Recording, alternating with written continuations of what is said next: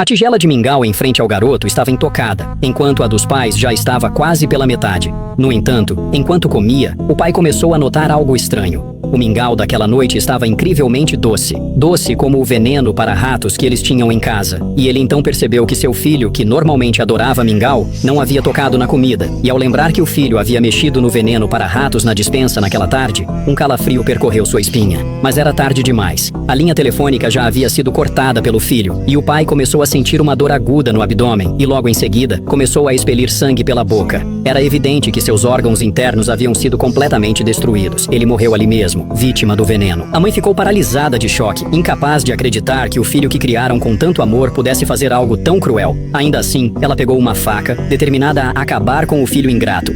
Quando tentou pegá-lo, ela começou a vomitar violentamente, mostrando que o veneno também havia começado a agir em seu corpo. Mesmo assim, ela se levantou, decidida a acabar com o filho, e em um ato desesperado, Peter a empurrou pela escada. Durante a queda, a faca na mão da mãe acabou perfurando seu próprio abdômen, matando-a instantaneamente. Olhando para o corpo sem vida da mãe, Peter finalmente suspirou aliviado. Mas o que o levou a esse ato monstruoso precisava ser contado desde o início. Dias antes, ele estava dormindo quando foi acordado por um som estranho e ficou assustado, pois parecia que o som vinha de dentro da parede. Para confirmar sua suspeita, ele bateu na parede e o som retornou. Apavorado, Peter correu para o quarto dos pais e contou o que havia acontecido. A mãe foi verificar, mas não ouviu nada de anormal, e vendo o medo no rosto do filho, ela disse para ele não se preocupar, pois a casa era velha e ruídos assim eram normais. E convencido pela explicação da mãe, Peter voltou para o quarto.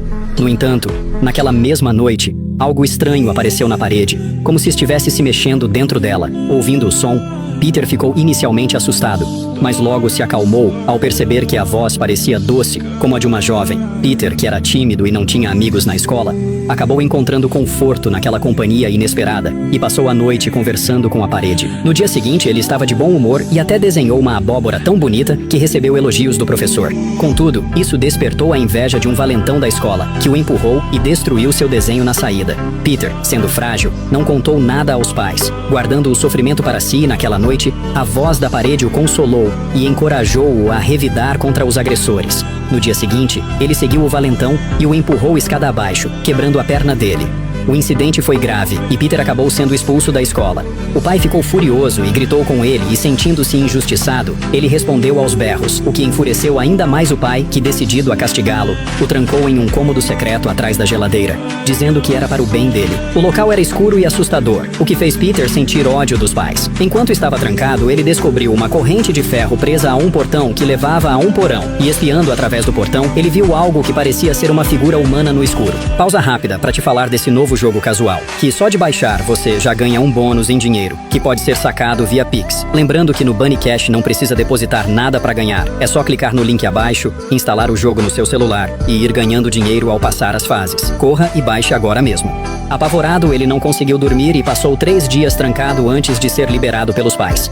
O pai perguntou se ele tinha aprendido a lição, e com medo, ele admitiu que estava errado, e após o ocorrido, ele começou a temer profundamente os pais. Assim que eles saíram do quarto, Peter se aproximou da parede e bateu, recebendo uma resposta imediata. Peter concordou com o alerta da jovem que falava através da parede. De fato, seus pais estavam se comportando de maneira estranha. Ele e a voz da parede conversaram bastante, e ele sentiu um desejo urgente de conhecer aquela pessoa que parecia compreendê-lo tão bem.